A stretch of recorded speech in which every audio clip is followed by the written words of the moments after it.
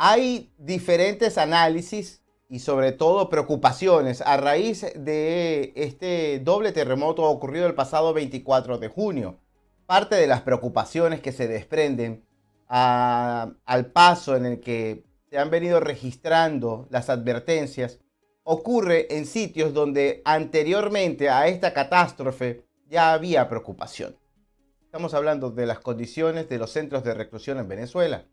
Ya de manera previa le hemos venido haciendo seguimiento a la situación de hacinamiento, a la situación de falta de servicio, la ausencia del Estado de Derecho.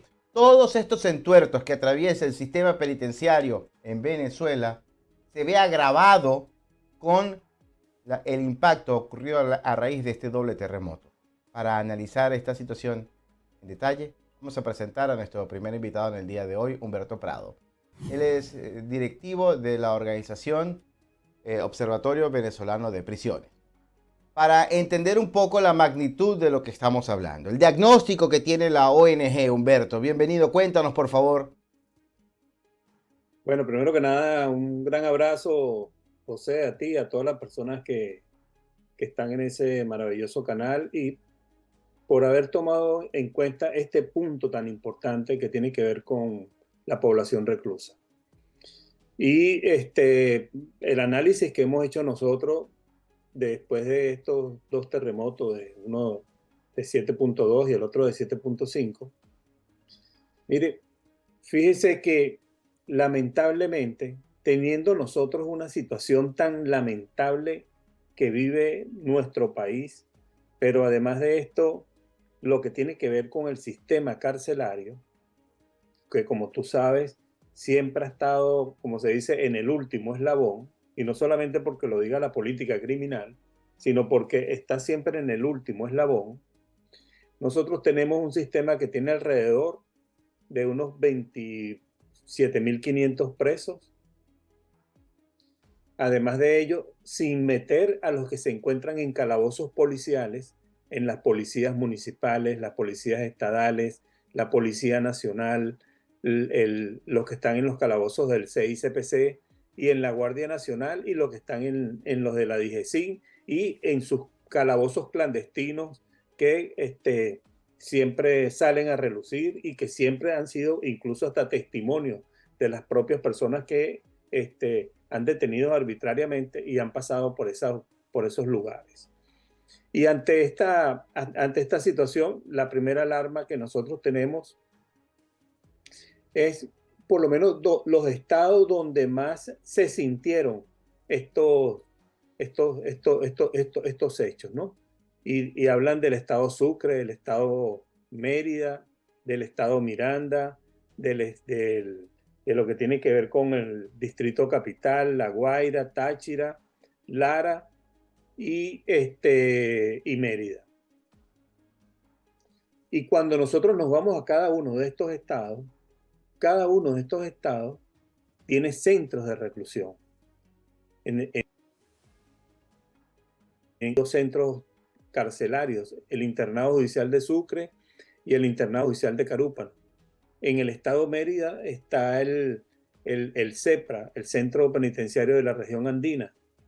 Y en el estado Miranda, como tú sabes, es donde tenemos más cárceles. Está el Rodeo 1, el Rodeo 2, el Rodeo 3, el Rodeo 4, está Yare 1, Yare 2, Yare 3, está Las Crisálidas, que anteriormente era el internado judicial de Los Teques, y esta gente lo convirtió en un anexo, por decirlo de alguna manera, en un anexo del INOF para mujeres, y está la cárcel del INOF. Pero no podemos tampoco sacar de ahí el Centro Nacional de Procesados Militares, que es el Senapromil, o sea, que se conoce como la cárcel de Ramo Verde. Y está la cárcel militar en Fuerte Guaycaipuro, que está en el estado Miranda.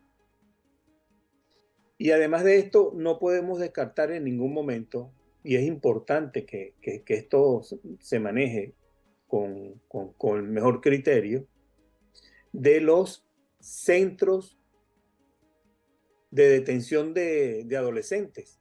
de los adolescentes que están bajo responsabilidad penal, porque esos también están en centros, en centros que aquí le llaman centros de atención de adolescentes, pero esos son cárceles de menores.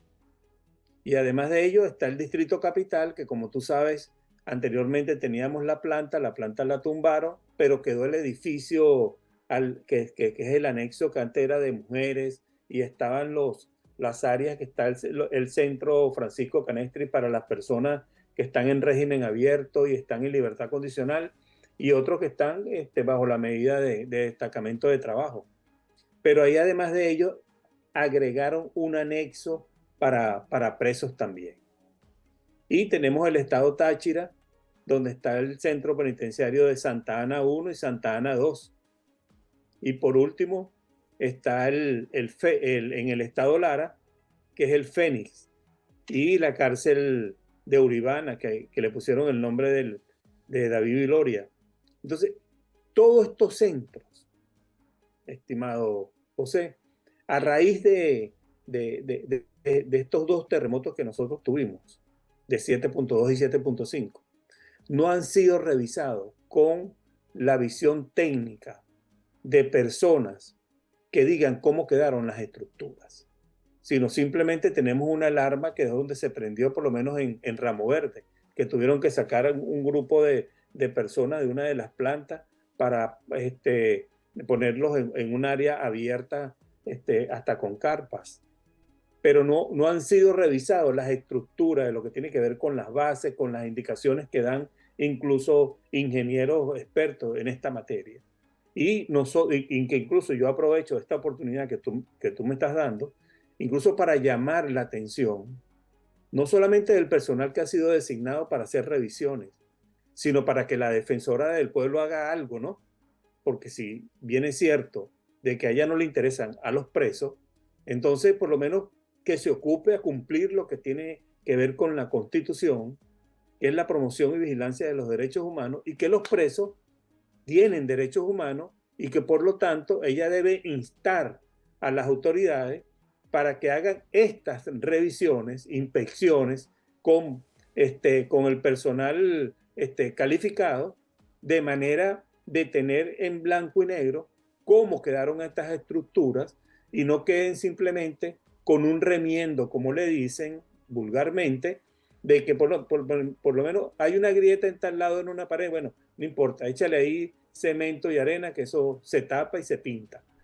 Porque como es una cárcel y la situación de las personas que están privadas de libertad a las autoridades no les interesa, entonces yo creo que es importante que esta señora, que está por lo menos en este cargo, creo que puede instar a las autoridades y dejar de tomarse tantas fotos con el ministro penitenciario, felicitando a autoridades que simplemente al parecer que cuando visita un centro penitenciario no se mete en un baño, no se mete en la cocina, no se mete en las salas disciplinarias y lamentablemente incluso no se mete en los sitios donde tienen recluidas las personas que están privadas de libertad. Humberto, ¿qué reporte han tenido ustedes sobre la fragilidad de estas estructuras? Porque estamos hablando de que en su mayoría fueron construidas hace más de 10 o 20 años. Estamos hablando de estructuras que no han sido revisadas en condiciones normales, que han sido sometidas al desgaste del tiempo y que sin duda, a pesar de que el epicentro y la zona de impacto indirecta está quizás un poco alejada en su mayoría de estos centros de reclusión, sabemos que estos doble terremotos, esta situación por movimientos tectónicos, pueden afectar después, posterior, estos lugares donde hay un riesgo importantísimo de mortalidad, porque estamos hablando no solamente de la población carcelaria, estamos hablando de hacinamiento de la población carcelaria. Es decir, ya se está agravando porque estamos hablando de una población que debe estar custodiada por el Estado, pero las condiciones en que ejecuta esta custodia no son las más regulares. Sí, yo creo que, bueno, tú fuiste cuando dices más o menos de 10 años, no, estimado José, ahí estructuras que fueron construidas desde el año 1962. O sea, que tienen más de 30 y casi 40 años. Como las más recientes podemos hablar, las de Yare 3, pero lo que tiene que ver con Yare fue construida cuando el gobierno de Luis Herrera Camping. La que tiene que ver por lo menos de los internados judiciales, esos fueron en el 62. Y esas estructuras no han cambiado, José, que es lo más, que es lo más lamentable, y que no se han corregido. Y que este tipo de situaciones, y es el análisis que nosotros tenemos, por eso nosotros estamos instando a esta funcionaria para que por lo menos haga algo en lo que tiene que ver ante la situación que tú dijiste, algo muy importante, del hacinamiento que hay en las cárceles del país.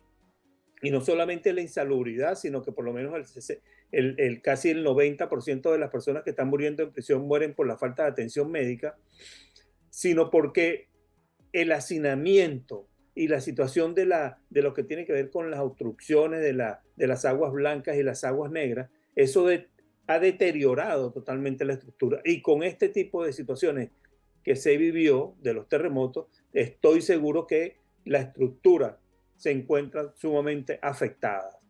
Y por lo menos este canal da la oportunidad de expresar y decir las cosas para ver si esta gente hace algo, pero por lo menos lo diga lo que hicieron, y no dejen todo simplemente en el silencio, porque, bueno, se trata de una población reclusa que lamentablemente no le interesa a las personas, sino a sus seres queridos, y que ustedes hacen una vigilancia permanente por la situación de todas estas entrevistas y de todo el seguimiento, y que les preocupa precisamente de estas personas que están bajo custodia del Estado, que le vaya a caer por lo menos una estructura encima, ni Dios lo quiera. Sí, Humberto, y es que hemos observado que paralelamente a la situación marginada de la población carcelaria, eh, mm, la magnitud de la desgracia obviamente acapara la atención en los lugares donde ha sido demasiado evidente y catastrófico el daño, ¿no? Eh, Respetamos y valoramos mucho el esfuerzo de la cobertura que no se ha detenido desde el día uno, sobre todo por periodistas y medios independientes. No estamos hablando de los canales de televisión o medios que trabajan en Venezuela, que tienen una presión de censura y que quizás a raíz de los hechos ocurridos el pasado 3 de enero han abierto un poco el espectro de información, pero no han ido al fondo del análisis. Eso es harina de otro costal. Lo hablaremos en otra oportunidad, lo conversaremos. Me encantaría debatirlo con periodistas venezolanos que trabajan para estos medios, pero valoro mucho el periodismo independiente, el periodismo que se hace acá en BPI TV, por ejemplo. Estamos escuchando y registrando lo que dice la ciudadanía, lo que dice la audiencia. Tomamos la nota de esos cuestionamientos, porque es allí donde tenemos que ir más allá de la reacción de la emergencia. Ahora tenemos que ver cuáles son los planes en corto, mediano y largo plazo. Y dentro de esta ecuación hay que tomar en cuenta estas decenas de miles de venezolanos que están bajo custodia en sitios de reclusión, donde en cualquier momento una de estas fracturas en estas estructuras puede ocasionar otra desgracia paralela, indirecta, pero directamente vinculada a la omisión y a la fuerza de la naturaleza. Yo te estoy hablando, mira, te nombré los estados más o menos donde hubo alarmas, según Funvisis, donde por lo menos se sintieron estos terremotos y afectaron a una cantidad importante de estructuras. Y te nombré incluso las cárceles que están en esa región, las cárceles. No te nombré, y te dije por lo menos por referencia, los calabozos policiales del CICPC, de las policías municipales, de las policías estadales, de la Policía Nacional, de la Guardia Nacional, incluso que también tiene personas privadas de libertad. Y que, por cierto, vamos a presentar en estos días un informe de la cantidad de venezolanos que se encuentran detenidos en los calabozos policiales del CICPC a nivel nacional. Y te vas a quedar asombrado de toda la investigación que nosotros hemos hecho. Pero para no desviar este punto en particular, en esta situación donde nosotros estamos instando para que por lo menos hagan este tipo de inspecciones, que es importante por el análisis que por lo menos tú me pediste de lo que hemos hecho nosotros en el Observatorio Venezolano de Prisiones, hemos por lo menos analizado el número de estados, el número de establecimientos, el número de calabozos policiales de cada una de estas estructuras del Estado que tiene que ver con policías municipales, policías estatales, Policía Nacional, CICPC y Guardia Nacional. Además de eso, también incluimos los centros de adolescentes, porque ellos también están en una situación de privación de libertad.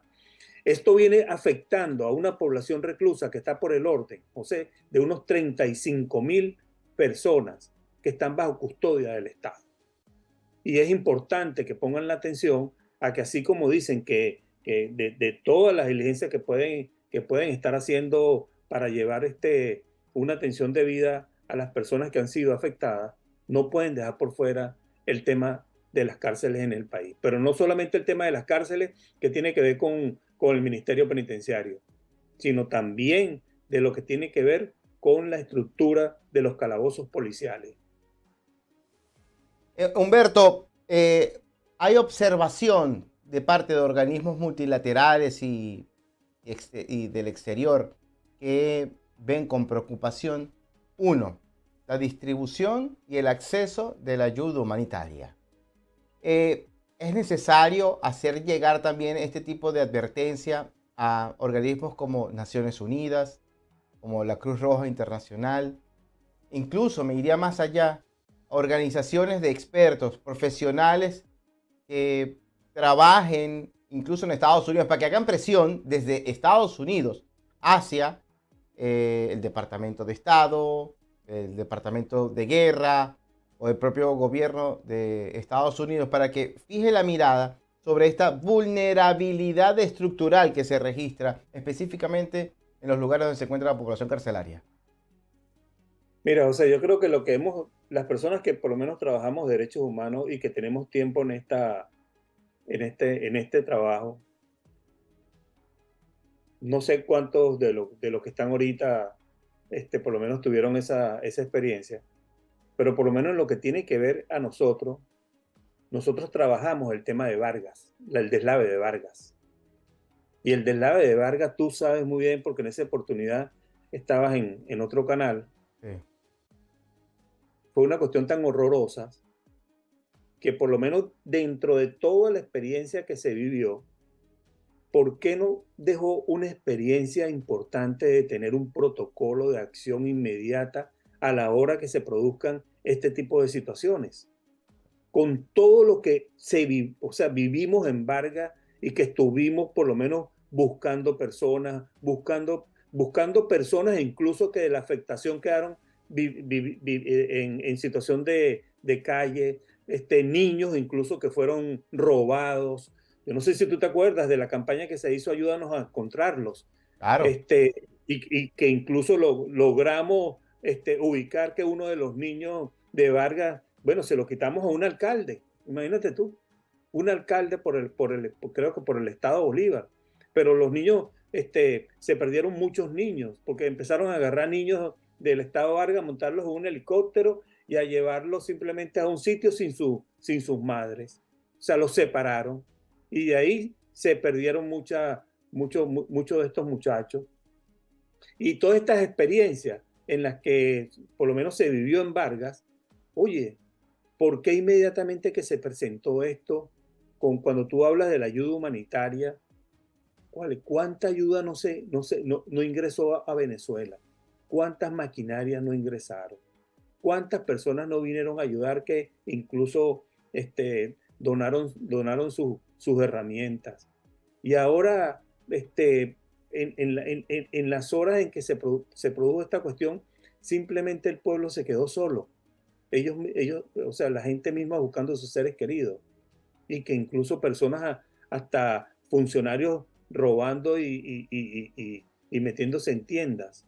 Claro. Oye, José, nosotros estamos simplemente ante una situación que lamentablemente hay una situación de desgobierno Sí. y que esto afecta totalmente a la población y a las personas afectadas. Y no hay una respuesta técnica y la cómica que están dando a nivel internacional es simplemente de un estado destartalado que incluso los propios países que mandan ayuda la mandan con una desconfianza que no saben si va a llegar al sitio en cuanto a lo que tiene que ver con la necesidad. Y que Humberto, nosotros sí, simplemente como organización de derechos humanos estamos haciendo seguimiento incluso, José. sí, sí, Estamos haciendo seguimiento a esas ayudas, hacia dónde van, hacia dónde llegan, cómo las sí. reparten, cómo las distribuyen, que creo que es importante que ese trabajo se haga, porque siempre esa cantidad de containers que llegan de ayuda humanitaria, bueno, Mucho de ni eso tú se ni queda en el camino. Mucho de eso se queda en el camino. bueno, Sabemos. yo no sé si se queda en el camino o en la propiedad de otras personas, ¿no? Así es. Interesada en saber Así qué es es. lo que viene en cada container, porque Sí. como mandan siempre un papel en blanco y negro de la ayuda que están enviando, ahí empiezan estas ubicaciones selectivas por parte del régimen para ver hacia dónde van esas ayudas. Humberto, agradecemos mucho la oportunidad para destacar, uno, la observación que están realizando sobre la población carcelaria. Nos unimos como instrumento de difusión ante cualquier advertencia que vayan a emanar ustedes ante la comunidad internacional debido a la opacidad y la omisión que existe en Venezuela. Sabemos que es necesario dar a conocer esta información porque estamos hablando nuevamente decenas de miles de venezolanos que están recluidos en centros carcelarios en Venezuela, que se vieron impactados por este doble terremoto ocurrido el pasado 24 de junio, bajo los cuales existe también, o sobre estas personas existe, un potencial riesgo. Esperemos que cuando volvamos a hablar tengamos una evaluación al respecto. Muchísimas gracias por estar con nosotros, Humberto. Mira, José, por último, simplemente y agradecerte que siempre estoy a la orden para cualquier entrevista, para lo que tiene que ver con el tema carcelario, pero creo que es una excelente oportunidad, por lo menos para solicitar al régimen, oye, que deje en libertad a todos los presos políticos. Es una oportunidad en vista de la situación, incluso que se está viviendo para que por lo menos a todos le den una medida que ellos quieran, pero por lo menos que se reúnan nuevamente con sus seres queridos y ante esta situación que uno no sabe qué pueda pasar más adelante por situaciones de la naturaleza y de la falta de revisión que ellos tienen con las estructuras donde en los estados donde se afectó, creo que es importante que por lo menos esta acción se haga con los presos políticos y con los presos sociales. Creo que es importante que de las revisiones de estas estructuras por lo menos se impulse lo que tiene que ver un programa gradual de medidas alternativas de cumplimiento de pena y que así como ellos están haciendo para otro sector, pero en lo que tiene que ver con la competencia de la organización que dirijo, que tiene que ver con cárceles, es importante que ellos impulsen este tipo de actividades que lamentablemente no está, creo que, en su cerebro este tipo de acciones para impulsar lo que es un descongestionamiento de libertades, pero para delitos que por lo menos tenga que ver con medidas alternativas de cumplimiento de pena, un sistema gradual. Así que te mando un Sí. abrazo, te doy las gracias por esta oportunidad y que, bueno, que simplemente se impulse la libertad de todos los presos políticos en nuestro país. Que así sea, Humberto. Gracias por estar con nosotros. Hasta la próxima.